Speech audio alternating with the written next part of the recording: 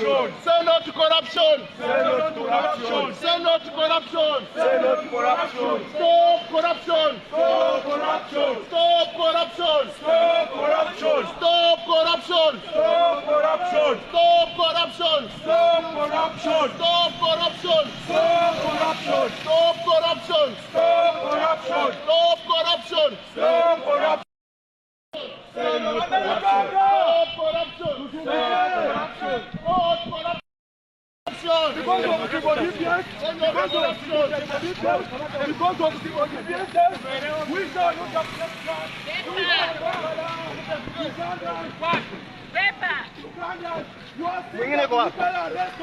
shall not accept that. We shall fight for our country.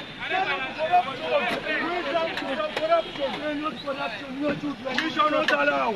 Your children will suffer because of us. Ugandans work up. We shall not allow corrupt officers. They call them why? No.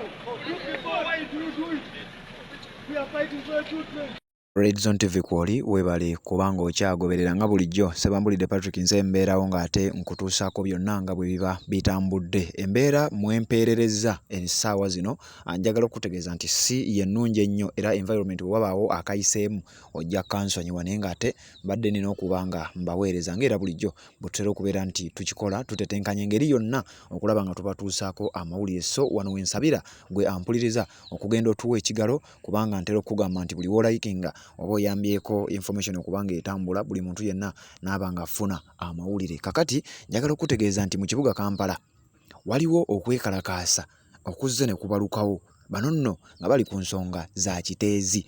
Okwekalakaasa kuno kuddiridde abantu abafiiridde mu kiteezi nga bano baafudde okusinziira ku bannayuganda bonna naddala ggwe ampuliriza kakasanga naawe okimanyi nti bwabadde bulagajjavu bwa gavumenti ng'eyita mu kitongole ekya KCCA oba Kampala Capital City Authority. Ekitongole kino nga kyategeezebwa nga bwe nakuwadde ku makya amawulire n'ekiwandiiko n'ekikusomera nti bano baategeezebwa nti ekyamazima kiteezi landfill awantu wano wajjula era tuyinza okufuna obulabe mu bbanga eritali lyewala. Ekiwandiiko kyawandiikibwa omu ku bakozi mu kitongole kino ekya KCCA mu mwezi gwali gwa 7 nga gutandika era ne bamanya ebyesuulirayo gwa naggamba embeera n'etabuka. Naye nga kino kigambibwa tikyavudde ku buli bwanguzi era bano abavubuka ba Generation Z nga bamu ku bano nga bwe navayo luli ne nkugamba emabegako awo nti be bamu ku baali beekalakaasa luli mu kye baayita March to Parliament nga balwanyisa obuli bw'enguzi. Kati bano bagamba nti era buli bwanguzi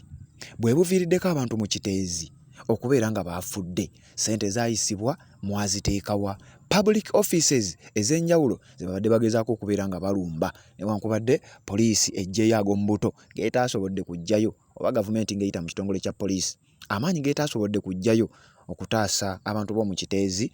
Njagala okutegeeza nti bagajjeyo olunaku olwaleero babeere nga bataasa offices zaabwe okulaba nga abavubuka bano ba Gen Z tebazituukako kubanga mu bimu ku bipande bebadde bakutte kubaddeko ebipande ebiraga March to public offices nti tutambula tugenda mu offices eza gavumenti tuwakanya tuvumirira era tulwanyisa obuli bw'enguzi obugenda maaso mu offices za gavumenti zonna. Bano bagamba nti bino ebipande tetukutte bya bwereere twagala okubajjukiza nti okwekalakaasa kuli kwe twalimu ffe ba Generation Z oba ba Gen Z mu kibuga Kampala tekwali nti kwakoma ku nguzi mu Parliament mwokka wabula ne mu offices zammwe kyovulaba nga olunaku olwaleero babadde boolekedde era kumpi ku luguudo lwe lumu wampuliriza babadde nno ku mulundi guno nga boolekedde ekitongole kya KCCA offices zaabwe ku kizimbe ekimanyiddwa nga City Hall. Bano nga bagamba wano twayitawo luli nga tulumba Parliament olw'ensonga nti ku olwo ensonga yali ku Parliament wabula olunaku olwaleero kati kino tekiri ku Parliament. Bakutte ebipande byabwe mu bukambwe obw'ekitalo bakutte ebipande byabwe mu busungu obw'ekitalo ne batandika okumakinga mpolampola ne batandika okutambula mpolampola nga bagamba March to public offices. Ennaku zomwe zibadde 15 olunaku olwaleero mwezi gwa 8/24 nga bw'oyinza okwetegereza ekipande ekyo. Bano nga bagamba ekyamazima basajja mmwe nammwe bakazi mmwe mususse okubanga mulya ssente z'omuwi w'omusolo nga zino ssente ze mulya ze zaaviiriddeko abantu abafiiridde mu kiteezi kubanga twakimanyaako nti abakungu baamanya nti Kiteesa ajjudde. Abakungu ssente zaayita nga balina okuteekateeka wa ewalala we bayinza okuba nga bayiwa kasasiro, wabula ne beesuulirayo gwa Naggamba. Ekyokubiri ne baba nga ssente baazeezibika. Kyova olaba nga abantu bafudde mu kiteezo. Okwekalakaasa nno oyinza okuba nsobodde kuwaakaako naye kubadde kw'amaanyi oluvannyuma lw'okuba nti abavubuka babadde bawererako ddala newankubadde poliisi ejjeyo n'ag'omu buto. Emmotoka ezitaavaayo ku mulundi guli zivuddeyo zijje zitaase abantu baleme kutuuka ku City Hall kulaba ofiisi ya Lord Mayor, okulaba ofiisi ya Dorothy Kisaka n'abantu abalala. Honorable Mwadankunnyingi nga bw'omulaba awo namukuwaddeko amakya g'olunaku olwaleero gw'abadde atugoberera. Musajja wattu yalemedde mu kiteezi agamba, jjukira njagala okutegeeza nga sinnakuwa nsonga ze, awantu awo w'olaba wabadde mayumba g'abantu.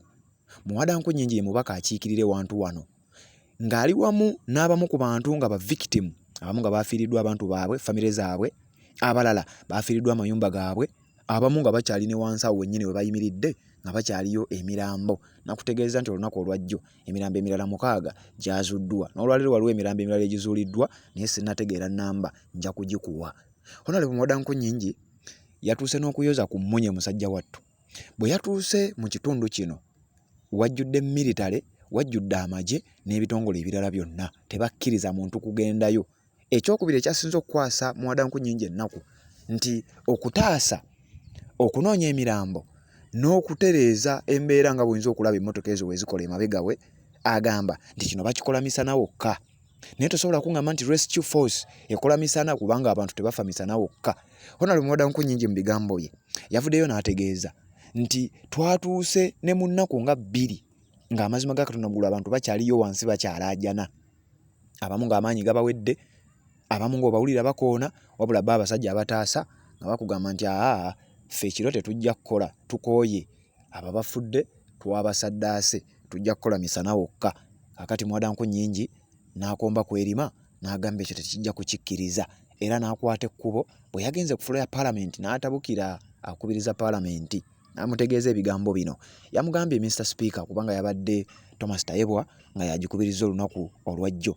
Yamutegeezezza Mr. Speaker, temusobola kuŋŋamba nti muvudde ku bantu baffe nga mukigenderedde, muvudde ku bantu baffe nga mukimanyi era nga mukiraba. Ekyamazima abantu ba bulijjo mulowooza bagenda tulaba batya? Eno Paalamenti yekola amateeka, tetuyinza kukkiriza lino lifuuke etteeka, tetuyinza kukkiriza lino lifuuke ejjoogo. Paalamenti mubeeko kye mukola, abayiikuula, abataasa n'okunoonya abantu abafiiriddwa obulamu, waakiri tweyongeremu. Ekiba nti kale twamulese, mwamusaddaase yafudde, waakiri omulambo gwe gulabibwe ng'obudde bukyali, waakiri abantu be bamulabeko ng'obudde bukyali, naye ebbugumu eriri eyo mulese abantu baffe n'emirambo gyabwe gituuke okusaanawo olw'okuba mmwe mukolako we mukooyera nga munnyuka. Kyokka olunaku olwaleero abavubuka bagezezaako okuvayo bajje beekalakaase mu kibuga Kampala bayisiddwa bubi nnyo, era bwe twogerera batwaliddwa mu bifo eby'enjawulo ebitannaba kubeera nga bitegeerekeka gwa mpuliriza.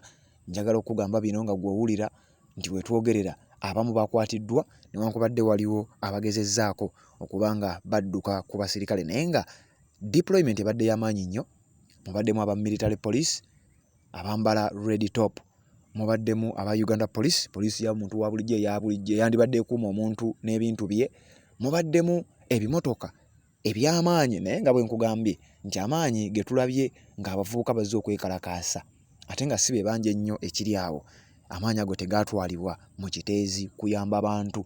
Njagala okutegeeza kyembeera ekyali bwetyo gwa mpuliriza ku mukutu ogwa Redemption TV. Atanaba kuba ng'osubscribing akikole, kirira wansi awo olabe ekigambo subscribe kikwateko, kwata kade aka notification kibeere nga tomisinga nsonga yonna. Nyongera okutegeeza nti genda owali ekigalo kituwe olayikinge kubanga gy'okoma okulayikinga information gy'ekoma okuba nga etambula. Bannange mujja kunsonyiwa mulundi oguno sisobodde kubeera nga mpita ayita mu bubaka bwammwe kubanga amawulire gano ekisooka gabadde agenti, ekyokubiri embeera mwempeerereza tebadde nnungi nnyo. Siina bwe nja kulaba comments, wabula njagadde at least go amawulire nga bawe abadde tebannagamanya nago mugategeere, oluvannyuma tubeere nga tuwuliziganya mu nsonga endala kubanga tukyaliwo, tukyagafeffetta ate tukyagakuleetera.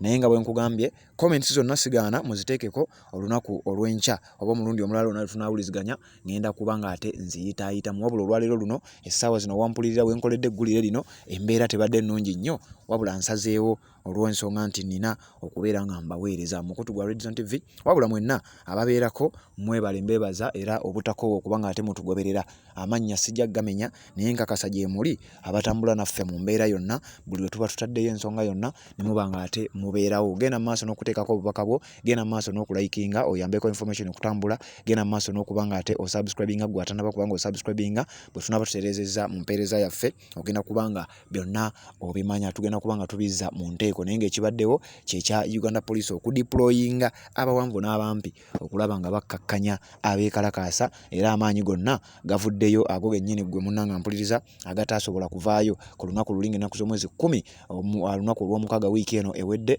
ng'abantu aba bulijjo bafiira mu kiteezi oluvannyuma lwa kasasiro eyali akoze olusozi nga wansi eyo kigambibwa nti waliyo abachina baali basimyeyo emikwesese kasasiro yayimbulukuka era abamu ku batuuze bavaayo ne bategeeza n'okutegeeza nti ekyamazima waliwo ekyabaluka wansi eyo ebyo byonna tubadde tulina okuba nga bitubikutuusaako tuliziganye mu updates eziddako.